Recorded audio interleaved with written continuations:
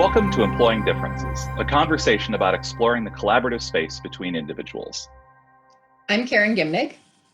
And I'm Paul Tevis. Each episode, we start with a question and see where it takes us. This week's question is, what do we mean by employing differences? We are some number of episodes into the show. Maybe we should explain why we called it what we called it and why we didn't call it something else. Yeah, and I think we knew we wanted to play in the space where people are different because that's such a huge part of what makes groups work or not work. And I know for me, a big thing that I need to think about when I think about that is recognizing why that's a challenging space. Like, what is it about differences that isn't easy in our culture or in the way that we show up? And in my study of that, what I've really come to is looking at sort of the biology and the evolution of humanity and how for most of human history, what was going on was we just did the same things from person to person, from day to day, from generation to generation. We lived in pretty homogeneous tribes, and that worked. We were surviving, so that was a good thing. And if something different showed up, it could be that it was a good thing, or it could be that it was an existential threat to the entire society that we lived in. And it turns out if it's a good thing and you get that wrong, you'll keep surviving. That's all right. If it's a bad thing and you don't pay enough attention to it, you don't survive. So evolution is going to pick hyper vigilance toward catching the bad things. And the result of that is that we as humans are really biologically conditioned to be afraid of, cautious about, defensive against any kind of change or difference that shows up. Yeah. There's a number of results from behavioral economics and from psychology that kind of confirm this, right? That there's the things around loss aversion, where it's things like it is more painful to lose $1 than it is to win $3.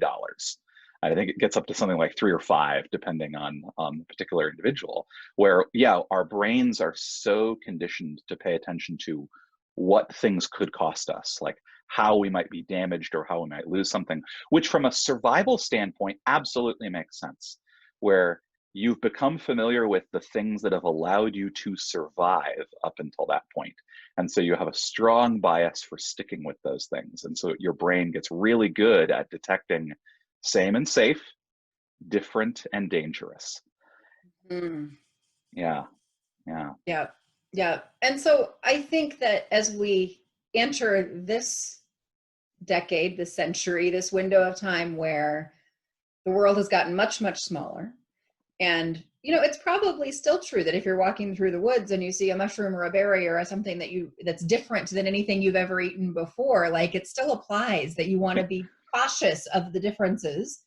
But in relationships with each other, we are now in this generation and the last few, but as even this generation, relating across differences, relating with people who are different than we are, needing to work collaboratively outside our tribes, outside of what we would normally have thought of as our tribes, more than we ever have in human history. And so we need to get good at working with differences. And the thing about that isn't a bad thing. The differences are incredibly powerful, and new ideas are absolutely where we want to be. We know that for our companies and organizations to succeed, we need to be in the space of innovation and creativity, and differences are the best thing you could ever ask for that. And you got to be able to engage with them. Yeah. And engaging with them, like using them usefully, is a skill, is sort of trying to overcome this biological programming that we have. It's something that we're not good at, and it pays to get good at, right? We didn't call this surviving differences, right? We called it employing differences because we both really believe that by getting good at that, by digging into how we can get curious about and employ the differences between us, how that can actually really benefit ourselves, our organizations, our world. And I think often we approach it as We know we have coworkers who are different than we are. We know we have community members who are different than we are. And we want to celebrate that. Like consciously, we've adopted this value of differences are good and being with different people is good.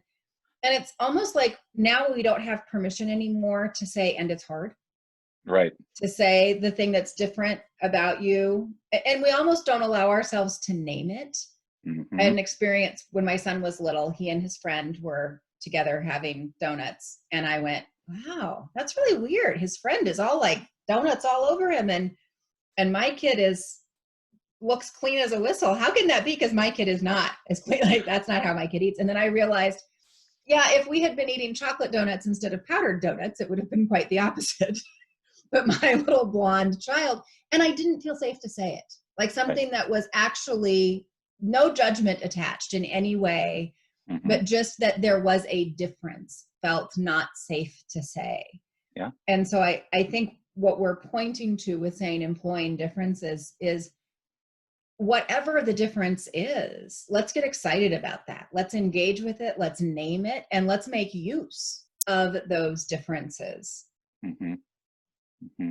And how can we, like, recognizing that there is that sort of biological and cultural sort of resistance to the different, to things that are not familiar to us. What do we need to do to make it safe in order to do that?